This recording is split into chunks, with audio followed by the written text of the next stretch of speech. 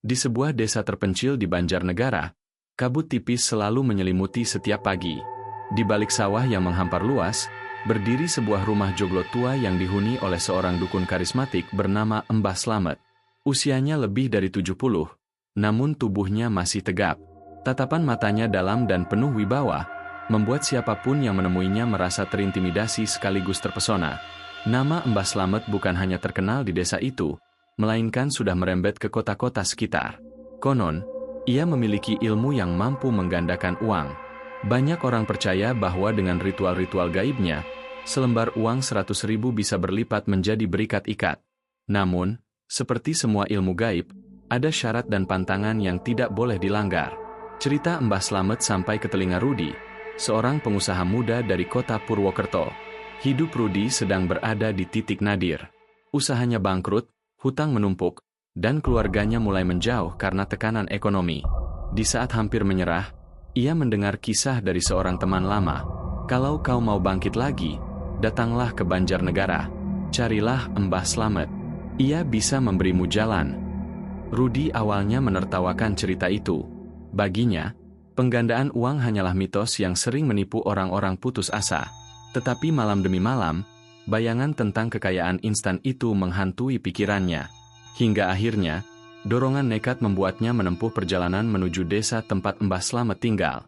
Sesampainya di sana, Rudi dibuat kagum sekaligus takut.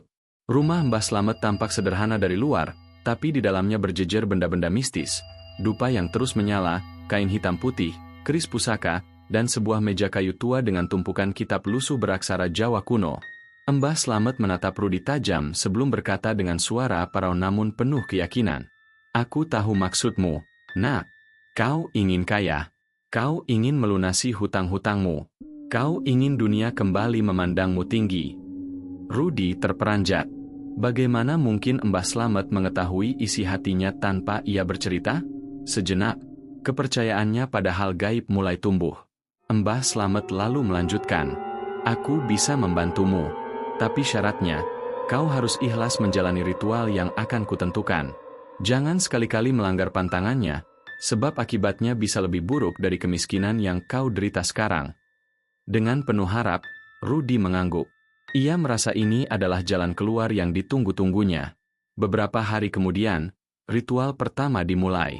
Rudi diminta membawa uang sejumlah tertentu, uang terakhir yang masih ia simpan dari hasil menjual mobilnya. Malam itu, di dalam bilik bambu yang remang, Mbah Slamet menyalakan dupa sambil membaca mantra. Rudi diminta duduk bersila, menutup mata, dan mengucapkan janji kesetiaan pada Mbah Slamet. Jika kau ingkar, kata Mbah Slamet, roh penunggu uang ini akan menuntut balas. Hati Rudi berdebar keras. Antara takut dan ambisi, ia tetap memilih melangkah maju. Bayangan rumah mewah, mobil baru, dan kehormatan yang hilang kembali berkelebat di kepalanya. Ia rela melakukan apa saja, asal hidupnya bisa berubah. Dan dari sinilah perjalanan Rudi bersama Mbah Slamet dimulai. Perjalanan yang tidak hanya menguji ambisinya, tetapi juga keberaniannya menghadapi konsekuensi gaib yang mungkin tak pernah ia bayangkan sebelumnya. Ritual Malam Jumat Kliwon. Malam itu, bulan separuh menggantung pucat di langit Banjarnegara. Angin berhembus dingin, membawa aroma tanah basah dan wangi dupa yang terbakar. Malam Jumat Kliwon memang terkenal keramat, dan Mbah Slamet sengaja memilih waktu itu untuk melakukan ritual besar bagi Rudi. Rudi datang dengan wajah tegang. Tangannya gemetar saat ia menurunkan tas hitam berisi sejumlah besar uang tunai dan beberapa perhiasan emas peninggalan keluarganya. Itu semua ia serahkan kepada Mbah Slamet sebagai mahar ritual penggandaan. Apapun yang terjadi, jangan ragu, nak, ucap Mbah Slamet sambil menatap Rudi tajam. Uang dan emas ini hanyalah kunci. Setelah ritual selesai, rezekimu akan berlipat-lipat. Rudi mengangguk, meski hatinya diliputi campuran antara harapan dan ketakutan. Dalam pikirannya, ia hanya bisa membayangkan tumpukan uang yang akan menyelamatkan dirinya dari jurang kehancuran. Mbah Slamet lalu memimpin perjalanan menuju sebuah gubuk tua di pinggir hutan bambu, jauh dari pemukiman desa. Gubuk itu tampak reot, namun di dalamnya penuh dengan benda-benda aneh. Kendi tanah liat, patung kecil menyerupai manusia, kain mori, dan sebuah kotak kayu yang dipenuhi aksara Jawa kuno. Dupa dinyalakan.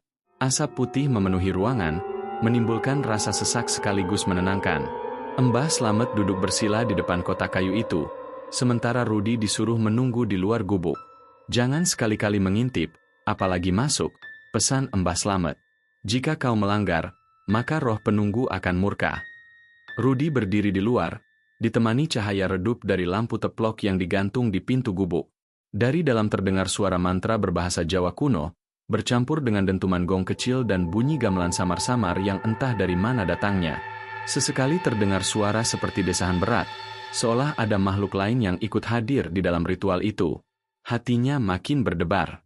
Ia ingin melihat apa yang sebenarnya terjadi di dalam, tapi rasa takut menahannya. Keringat dingin membasahi pelipis meski udara malam begitu dingin. Waktu berjalan lambat. Setiap menit terasa seperti jam. Rudi hanya bisa duduk di tanah, menatap kegelapan hutan bambu yang sesekali bergoyang diterpa angin. Anjing desa beberapa kali melolong panjang, menambah suasana mencekam. Setelah hampir 2 jam, suara mantra mendadak berhenti. Hening menyelimuti gubuk itu. Kemudian pintu terbuka perlahan, dan Mbah Slamet muncul dengan wajah pucat namun matanya berkilat tajam. "Sudah selesai," katanya lirih. "Uangmu kini sedang berlipat ganda. Tapi ingat, jangan menyentuh apapun sampai 7 hari ke depan. Biarkan roh penjaga bekerja. Pada waktunya, kau akan melihat hasilnya." Rudi menelan ludah. "Jadi, benar, Mbah? Uang itu akan bertambah?" Mbah Slamet tersenyum samar. "Percayalah, nak, kau akan kaya raya. Asal, jangan sekalipun melanggar pantangan." Dengan hati yang bergejolak, Rudi mengangguk. Ia pulang dengan perasaan bercampur antara euforia dan rasa was-was. Sepanjang perjalanan, bayangan tentang kekayaan berlimpah terus menari-nari di kepalanya. Tanpa ia sadari, pintu menuju dunia gelap sudah benar-benar terbuka. Hari-hari setelah ritual itu berjalan lambat dan penuh kegelisahan. Rudi menghitung waktunya dengan teliti, 1 hari, 2 hari, 3 hari, hingga lewat 7 hari seperti yang dijanjikan Mbah Slamet.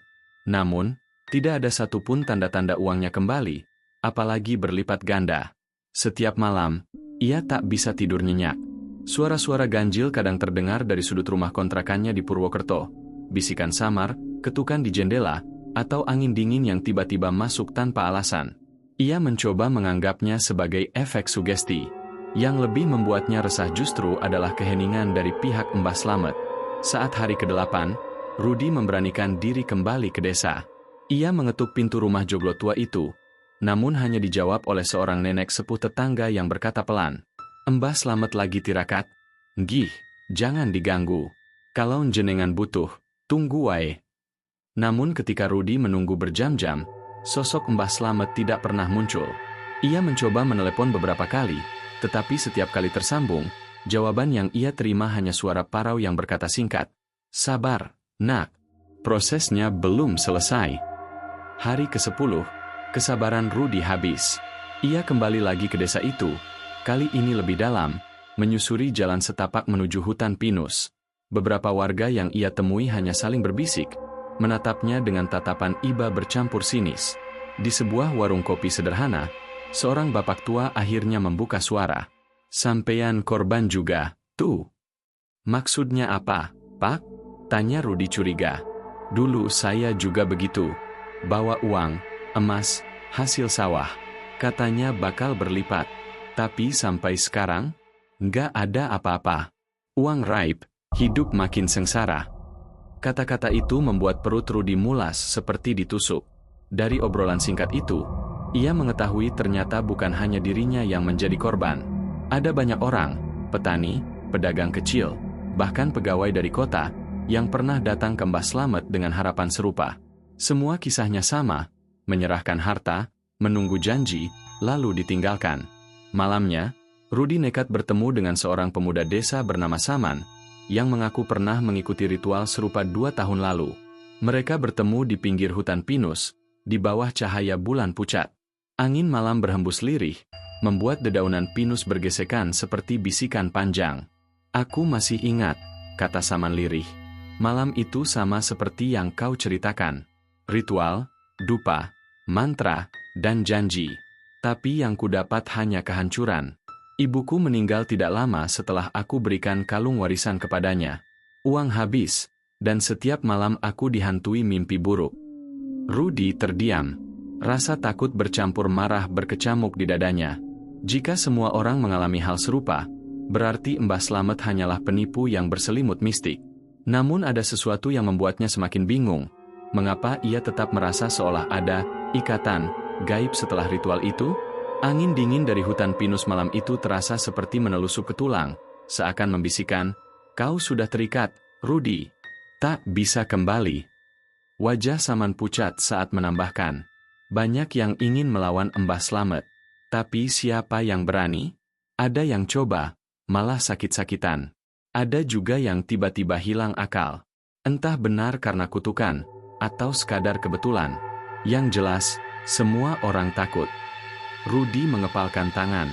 Dadanya membara, antara ingin menuntut balas atau lari sejauh mungkin.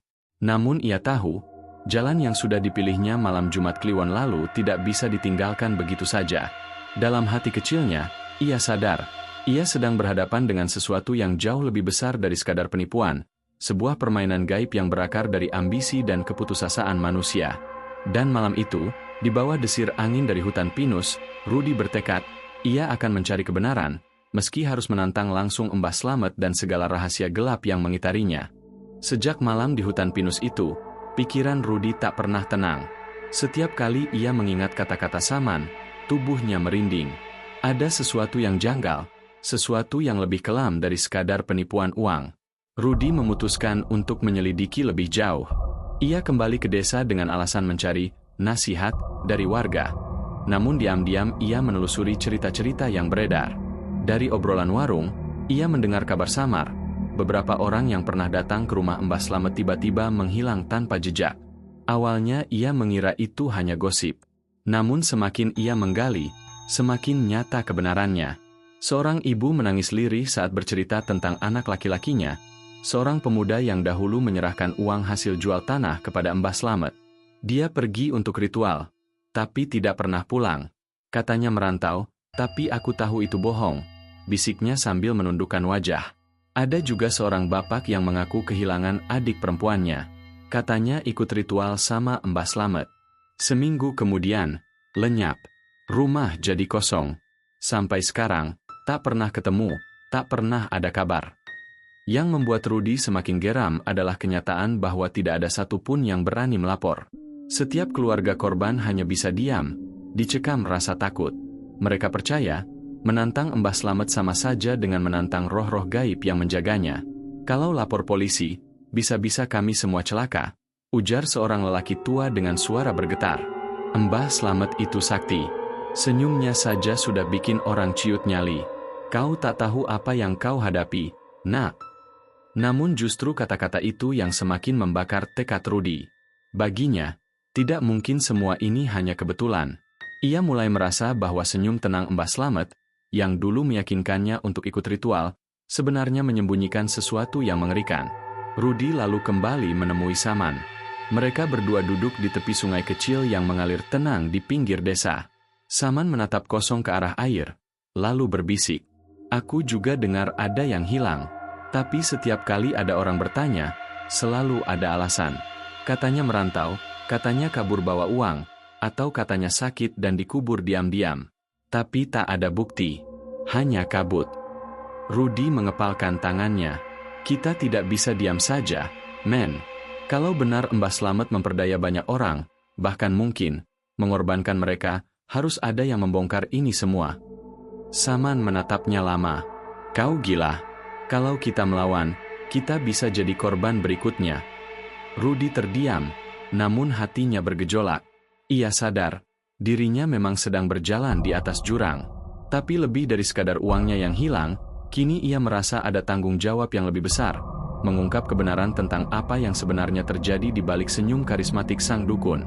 Malam itu, Rudy duduk di penginapan sederhana dekat pasar desa. Ia tidak bisa tidur. Setiap kali memejamkan mata, ia melihat wajah-wajah keluarga yang kehilangan orang terdekat mereka. Ada tangisan ibu-ibu, ada anak-anak yang menunggu ayah mereka pulang, ada istri-istri yang termenung tanpa jawaban. Dan di antara semua itu, Satu wajah selalu muncul jelas, wajah Mbah Slamet, dengan senyum samar yang menenangkan sekaligus menakutkan. Rudi tahu, jika ia ingin menemukan jawabannya, ia harus berani masuk lebih dalam, lebih dekat pada pusat misteri. Bahkan jika itu berarti harus berhadapan langsung dengan Mbah Slamet, dan mungkin sesuatu yang jauh lebih menyeramkan di baliknya. Langit malam kembali kelam ketika Rudi akhirnya memutuskan untuk bertindak. Setelah berminggu-minggu hanya dihantui rasa penasaran dan ketakutan, ia mengajak Saman, pemuda desa yang juga pernah menjadi korban, untuk mengawasi gerak-gerik Mbah Slamet. Kita harus tahu, men. Kalau hanya menunggu, kita tak akan pernah dapat jawaban, desis Rudi sambil merapatkan jaketnya. Dengan langkah hati-hati, mereka berdua menyusuri jalan setapak yang menuju hutan. Malam itu Mbah Slamet terlihat meninggalkan rumah joglo tuanya dengan membawa lampu teplok dan sebuah buntelan kain. Rudi dan Saman mengikuti dari kejauhan, menahan napas setiap kali ranting patah di bawah kaki mereka. Hutan semakin rapat, hingga akhirnya mereka tiba di sebuah area yang asing. Sebuah lahan kecil diapit pohon-pohon besar, sunyi dan gelap. Angin lembab membawa aroma tanah basah yang menusuk hidung. Dari balik semak, Rudi dan Saman melihat Mbah Slamet berhenti. Ia meletakkan buntelan kain di tanah, lalu mulai menggali dengan cangkul kecil yang ia bawa. Suara besi menghantam tanah terdengar jelas dalam keheningan. Cta, cta. Setiap ayunan menciptakan lubang yang semakin dalam. Cahaya lampu teplok menyorot wajah Mbah Slamet yang penuh konsentrasi. Bibirnya bergerak-gerak seolah membaca mantra. Setelah beberapa lama, ia memasukkan buntelan itu ke dalam lubang. Rudi dan Saman saling pandang. Jantung mereka berdegup kencang. Apa yang dia kubur? Bisik Rudi, hampir tak terdengar. Entahlah, tapi kenapa harus jauh-jauh ke tempat seperti ini? Sahut Saman, wajahnya pucat. Mbah Slamet menimbun lubang itu kembali dengan tanah, lalu menaburkan dedaunan kering di atasnya. Tangannya cekatan, seolah terbiasa melakukannya. Setelah selesai, ia duduk sebentar, menyalakan dupa kecil, lalu menghembuskan napas panjang. Senyum samar terlihat di wajah tuanya sebelum akhirnya ia bangkit dan pergi, meninggalkan area itu begitu saja. Begitu sosok sang dukun menghilang di balik pepohonan, Rudi dan Saman berlari kecil menuju titik itu. Bau tanah basah langsung menyergap hidung mereka, bercampur aroma dupa yang masih tersisa. Kaki mereka menginjak kerikil-kerikil kecil yang berserakan di sekitar gundukan tanah. Rudi jongkok, tangannya menyentuh tanah yang masih gembur. Rasanya hangat, seperti baru saja dipakai untuk menyimpan sesuatu. Saman berdiri kaku, wajahnya pucat pasi. Ruth, kalau itu bukan sekadar barang, kalau itu orang. Suara Saman bergetar. Rudi merasakan bulu kuduknya meremang. Bayangan tentang orang-orang yang menghilang tanpa jejak muncul di kepalanya. Ia ingin menggali, ingin memastikan. Namun rasa takut menahan tangannya. Bagaimana jika benar yang mereka temukan adalah jasad manusia? Bagaimana jika Mbah Slamet tahu mereka mengintip? Malam semakin larut. Suara burung hantu terdengar di kejauhan, menambah suasana mencekam. Rudi akhirnya menarik tangan Saman. Kita tak bisa lakukan ini sekarang. Terlalu berbahaya. Kalau dia kembali dan melihat kita. Dengan berat hati, mereka meninggalkan lokasi itu, namun bau tanah basah seakan terus mengikuti langkah mereka. Kerikil-kerikil yang berceceran di sepatu Rudi membuatnya merasa seolah membawa jejak dari tempat itu kemana-mana. Dalam perjalanan pulang, tidak ada kata-kata lagi. Hanya napas terburu dan tatapan kosong. Satu hal yang pasti, malam itu mereka berdua tahu, misteri hilangnya orang-orang bukan hanya cerita. Ada sesuatu yang terkubur di balik senyum Mbah Slamet, dan kini mereka telah melihat sebagian kecil dari rahasianya. Keesokan harinya, ketika Rudi baru saja hendak meninggalkan penginapan sederhana di dekat pasar desa, seorang anak kecil datang menghampirinya. Anak itu membawa pesan singkat, ditulis di atas kertas lusuh dengan huruf tegak miring. Datanglah malam ini. Ritual harus disempurnakan. Jangan menolak, jika kau ingin rezekimu benar-benar datang. Slamet. Jantung Rudi berdegup kencang. Ia tahu, undangan itu bukan sekadar basa-basi. Mbah Slamet pasti menyadari sesuatu. Mungkin ia merasa Rudi sudah mulai curiga, atau mungkin ia ingin mengikatnya lebih dalam. Malam itu, dengan langkah berat, Rudi kembali ke rumah joglo tua di pinggir desa. Begitu masuk, ia langsung disambut aroma dupa yang lebih pekat daripada biasanya. Ruangan remang diterangi lampu teplok, bayangan bergerak liar di dinding bambu. Mbah Slamet duduk bersila di tengah ruangan, wajahnya tersenyum lebar, tapi sorot matanya dingin menusuk. "Ah, Rudy, akhirnya kau datang. Bagus. Ritual kemarin belum sempurna. Maka, malam ini kita akan menyempurnakannya. Setelah itu, kau akan benar-benar kaya." Di depannya, ada sebuah kendi tanah liat berisi cairan kecoklatan. Mbah Slamet menuangkannya ke dalam cawan tembaga, lalu mendorongnya ke arah Rudy. "Minumlah. Ini obat penenang, pembersih jiwa. Setelah itu, roh penjaga akan menerima pengorbananmu dengan ikhlas." Rudy menatap cairan itu. Ada aroma aneh, campuran jamu pahit dan sesuatu yang menusuk, seperti racun. Hatinya langsung berteriak, "Jangan!" Tangannya bergetar, tapi ia tetap menolak cawan itu. Saya tidak bisa, Mbah. Saya sudah cukup mengikuti semua ritual. Kenapa harus minum ini?" Senyum Mbah Slamet perlahan memudar, berganti ekspresi kaku. Tatapan matanya semakin tajam. "Kau meragukan aku, nak? Kau pikir aku menipumu?" Rudy mencoba tetap tenang. "Bukan begitu, Mbah. Tapi, saya merasa ada yang tidak beres. Banyak orang yang ikut ritual ini, tapi mereka hilang. Keluarganya menunggu, tak pernah kembali." Suasana hening sesaat. Dupa masih mengepul, tetapi ruangan terasa sesak, seperti dindingnya semakin mendekat. Wajah Mbah Slamet berubah kelam. Ia tertawa lirih, lalu mendesis, "Kau terlalu banyak bertanya. Kekayaan tidak datang untuk orang yang ragu. Kalau kau tak minum, berarti kau menolak. Dan yang menolak, sudah tahu akibatnya." Rudy berdiri, mundur satu langkah. Tangannya mengepal, siap melawan jika perlu. "Saya tidak takut lagi, Mbah. Kalau memang semua ini hanya janji palsu, saya akan buktikan." Mbah Slamet mendadak bangkit. Gerakannya cepat untuk ukuran orang seusianya. Matanya merah, wajahnya tegang, dan suaranya menggema seperti bukan berasal dari tenggorokan manusia. "Kau lancang, Rudy. Kau berani meremehkan aku." Lampu teplok bergoyang keras, seolah ada angin kencang yang tiba-tiba masuk. Suara gong samar terdengar dari entah di mana, membuat bulu kuduk Rudy berdiri. Namun kali ini ia tidak lagi membiarkan dirinya ditelan ketakutan. Ia tahu, jika ia menyerah, maka ia hanya akan menjadi korban berikutnya, seperti orang-orang yang hilang itu. Di tengah ruangan yang mencekam, dua sosok itu berdiri berhadapan. Sang dukun tua dengan senyum mengerikan yang kini berubah menjadi amarah, dan Rudy, korban yang mulai berbalik menantang. Pertarungan yang selama ini hanya terpendam, akhirnya siap meledak. Rudy berlari sekuat tenaga menembus gelapnya malam. Nafasnya terengah, dadanya nyaris meledak, tapi rasa takut membuat kakinya tak berhenti. Dari belakang, suara tawa Mbah Slamet masih terdengar samar, menggema di antara pepohonan, membuat bulu kuduknya berdiri. Ia tak peduli lagi. Dengan ponsel yang baterainya tinggal sedikit, Rudy menghubungi nomor darurat. Suaranya bergetar saat melaporkan semuanya kepada polisi. Uang yang hilang, ritual gaib, hingga kecurigaannya tentang orang-orang yang menghilang. "Mohon, Pak, tolong datang. Kalau tidak, akan ada korban lagi," ucapnya panik. Tak lama kemudian, dua mobil patroli datang ke desa itu. Sirine singkat memecah keheningan malam.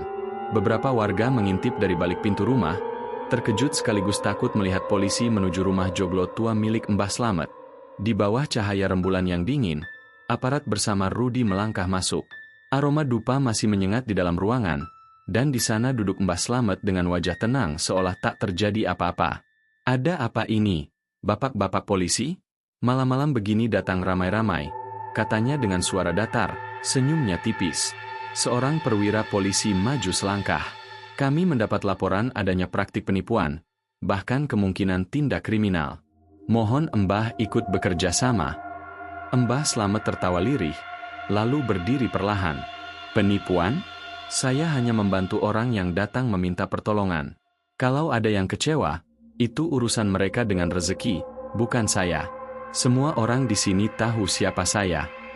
Polisi memeriksa sekitar rumah, tapi yang mereka temukan hanya dupa, kendi, kain mori, dan peralatan ritual biasa. Tidak ada bukti uang, emas, apalagi jasad yang dikubur. Ketika Rudi memaksa menunjukkan arah ke hutan pinus, tempat ia dan Saman melihat tanah yang baru digali, Mbah Slamet dengan tenang menjawab, "Itu makam leluhur, Nak. Kau jangan sembrono menuduh." Petugas mencoba menggali sedikit, tapi hanya menemukan tanah kosong dengan sisa dedaunan. Tidak ada apapun yang bisa dijadikan bukti kuat. Rudi merasa darahnya mendidih. Dia menipuku. Dia menipu banyak orang. Uang kami habis. Orang-orang menghilang. Kalian tidak lihat. Namun perwira itu menepuk bahu Rudi pelan. "Kami paham kekhawatiran Anda, Pak. Tapi tanpa bukti jelas, kami tidak bisa menahan siapapun. Hukum butuh kepastian." Mbah Slamet tersenyum. Kali ini lebih lebar. Senyum itu menusuk hati Rudi, seolah mengejek tanpa kata. "Nak Rudi, hati-hati dalam bicara. Fitnah bisa berbalik pada dirimu sendiri. Ingat, malam masih panjang, dan tidak semua mata yang mengawasi berasal dari dunia ini." Ucapan itu membuat udara di ruangan semakin dingin. Polisi akhirnya hanya bisa memberikan peringatan keras kepada Mbah Slamet agar tidak melakukan praktik yang meresahkan. Setelah itu, mereka pergi, meninggalkan Rudi yang masih gemetar menahan marah. Di luar rumah, rembulan menggantung pucat di langit, sinarnya dingin menusuk tulang. Rudi berdiri terpaku, sadar bahwa perjuangannya belum selesai. Ia sudah melangkah sejauh ini, tapi kenyataan pahit menamparnya. Kebenaran tidak mudah ditegakkan, terutama ketika berhadapan dengan seseorang yang menguasai bukan hanya manusia, tapi juga ketakutan manusia itu sendiri. Malam itu masih dingin, rembulan menggantung pucat di langit. Rudi berdiri di tepi jalan, menatap lampu merah mobil patroli yang menjauh dan menghilang di tikungan. Suara jangkrik kembali mendominasi, seolah tidak terjadi apa-apa. Namun di dalam dada Rudi, api kemarahan terus berkobar. Ia menoleh pada Saman, temannya sesama korban, yang sejak tadi dia menahan emosi. Kalau kita terus diam, dia akan tetap bebas. Kita harus buktikan sendiri. Beberapa korban lain yang mendengar kabar ikut berdatangan. Ada 5 orang malam itu, semuanya kehilangan harta benda karena janji manis Mbah Slamet. Wajah mereka penuh kelelahan, tapi juga tekad yang sama, mengungkap kebenaran. Mereka membawa cangkul, senter, dan kantong plastik hitam. Dengan langkah hati-hati, mereka masuk ke hutan pinus. Udara lembab menusuk hidung, aroma tanah basah semakin pekat setiap kali mereka melangkah lebih jauh. Akhirnya mereka tiba di lokasi yang pernah Rudi dan Saman lihat sebelumnya. Sebidang tanah yang permukaannya berbeda dengan sekitarnya, lebih gembur, ditutupi daun kering, dan ada bekas tapak kaki samar. Pohon jati tua menjulang di dekatnya. Dia membisu seperti saksi yang tak bisa bersuara. Rudi menyalakan senter dan menancapkan cangkul ke tanah. "Kalau benar ada sesuatu di sini, kita akan temukan malam ini." Tanah digali perlahan. Suara cangkul menghantam kerikil terdengar berulang-ulang, memecah kesunyian. Beberapa menit kemudian, bau busuk samar mulai muncul. Salah satu korban, seorang pria tua bernama Wiryo, mundur sambil menutup hidung. "Ya Allah, ada bau mayat," bisiknya ketakutan. Dengan tangan gemetar, mereka melanjutkan menggali. Tak lama kemudian, kain mori kotor terlihat. Rudi berjongkok, menarik pelan, dan muncullah tengkorak manusia yang sudah hancur sebagian, masih terbungkus kain putih. Mereka semua terdiam. Tak ada suara, kecuali desah nafas tercekat dan detak jantung yang memekakan telinga masing-masing. "Ini manusia. Mayat," gumam Saman, suaranya hampir tak keluar. Keheningan berubah jadi kepanikan. Namun Rudi tidak berhenti. Ia tahu mungkin ada lebih banyak korban. Mereka berpencar, menggali beberapa titik lain yang terlihat mencurigakan. Dan benar saja, satu demi satu jenazah ditemukan. Ada yang sudah tinggal tulang belulang, ada yang masih mengenakan pakaian lusuh, dan ada pula yang jelas baru dikubur beberapa minggu. Bau busuk bercampur tanah basah membuat perut mereka mual, tapi tangan-tangan mereka terus bekerja. Hingga dini hari, total ada 12 jenazah ditemukan di sekitar pohon jati itu. 12 tubuh yang terkubur sunyi, menjadi saksi bisu dari kejahatan yang selama ini tersembunyi di balik senyum ramah Mbah Slamet. Salah satu korban wanita yang ikut menggali berteriak histeris saat mengenali kalung milik adiknya di antara sisa-sisa tulang. Ia jatuh terduduk, menangis meraung. Suara tangisnya menggema di hutan pinus, membuat suasana semakin mencekam. Rudi menggenggam ponselnya dengan tangan gemetar. Ia menyalakan kamera, memotret satu persatu bukti yang mereka temukan. Setelah itu, ia langsung menghubungi polisi. "Pak, kali ini kami punya bukti. Datanglah sekarang juga. Kami menemukan kuburan, banyak kuburan, di hutan pinus." Suara di seberang telepon terdengar terkejut, namun segera menjawab dengan nada serius. "Jangan tinggalkan lokasi. Kami akan datang." Rudy menutup telepon, menatap ke arah mayat-mayat yang berserakan. Perutnya mual, matanya berair, tapi tekadnya semakin kuat. Ia tahu, malam ini adalah titik balik. Tidak ada lagi yang bisa menyangkal apa yang telah dilakukan Mbah Slamet. Pohon jati tua itu berdiri diam. Rembulan menyorotinya seperti lampu panggung yang menerangi sebuah rahasia besar yang akhirnya terbuka. Malam itu, saksi bisu di bawah pohon jati telah berbicara, bukan dengan kata-kata, melainkan dengan tubuh-tubuh yang kembali muncul ke permukaan. Fajar baru saja menyingsing ketika suara sirene polisi menggema di jalan desa. Mobil patroli berhenti di depan rumah joglo tua milik Mbah Slamet. Warga desa yang biasanya masih lelap, pagi itu keluar berbondong-bondong. Mereka berdiri di tepi jalan, berbisik-bisik. Wajah mereka campuran antara penasaran, takut, dan marah. Polisi turun dengan langkah cepat. Di tangan mereka sudah ada surat perintah penangkapan. Rudy dan beberapa korban yang semalam menemukan kuburan ikut serta. Wajah mereka masih pucat tetapi penuh tekad. Pintu rumah Mbah Slamet diketuk keras. Dari dalam terdengar suara batuk tua, lalu pintu berderi terbuka. Mbah Slamet muncul dengan senyum khasnya, senyum yang selama ini membuat warga yakin akan wibawanya. Namun kali ini senyum itu terasa hambar. "Ada apa pagi-pagi begini, Pak Polisi?" tanyanya dengan suara datar. Seorang perwira menunjukkan surat perintah. "Mbah Slamet, Anda ditangkap atas dugaan pembunuhan berencana, penipuan, serta praktik perdukunan yang meresahkan warga. Kami sudah menemukan bukti." Senyum Mbah Slamet meredup. Namun ia masih mencoba mempertahankan wibawa. "Kalian tak tahu apa yang kalian lakukan. Aku hanya menjalankan titah leluhur. Semua ini, bagian dari perjanjian gaib." Namun kata-katanya tak lagi membuat orang gentar. Suara bisik-bisik warga mulai bergemuruh. Beberapa orang yang dulunya sering meminta pertolongan padanya kini meludah ke tanah. Wajah mereka penuh amarah. "Pembohong!" teriak seorang ibu parubaya. "Uangku lenyap gara-gara kamu," sahut seorang bapak. "Aku kehilangan adikku. Tega kamu, Slamet," jerit seorang wanita muda yang semalam mengenali kalung milik adiknya di kuburan. Kerumunan semakin gaduh. Polisi harus membentuk barisan agar warga tidak main hakim sendiri. Saat borgol diikatkan di tangannya, Mbah Slamet berontak. Wajahnya berubah beringas, matanya melotot seperti singa terpojok. "Kalian kira bisa menghentikan aku?" teriaknya lantang. "Aku tidak sendirian. Kaki tanganku ada di mana-mana. Mereka yang membawakan korban, mereka yang menutup jejak." Ucapan itu membuat warga makin gaduh. Sejumlah nama mulai disebut-sebut, orang-orang yang selama ini dikenal dekat dengan Mbah Slamet, seorang pemuda desa yang sering membantu menggali lubang, seorang tukang ojek yang kerap mengantarkan pasien dari luar daerah, bahkan seorang kerabat jauh yang dipercaya menjaga peralatan ritual. Polisi segera mencatat nama-nama itu, sementara beberapa petugas lain langsung bergerak untuk mencari kaki tangan Mbah Slamet. Di tengah kekacauan itu, Rudy berdiri diam menatap sang dukun. Dalam hatinya campur aduk, lega, marah, sekaligus ngeri. Ia sadar, apa yang mereka hadapi bukan sekadar penipuan biasa. Ada jaringan, ada sistem yang selama ini tersembunyi di balik wajah ramah seorang dukun karismatik. Ketika akhirnya Mbah Slamet dimasukkan ke dalam mobil tahanan, warga bersorak. Ada yang menangis lega, ada yang berteriak makian, ada pula yang hanya terdiam dengan wajah pucat, tak percaya bahwa orang yang mereka anggap penolong ternyata adalah seorang pembunuh. Mobil itu melaju meninggalkan desa. Namun di udara, rasa was-was masih terasa. Kata-kata Mbah Slamet bergema di telinga Rudy. "Aku tidak sendirian."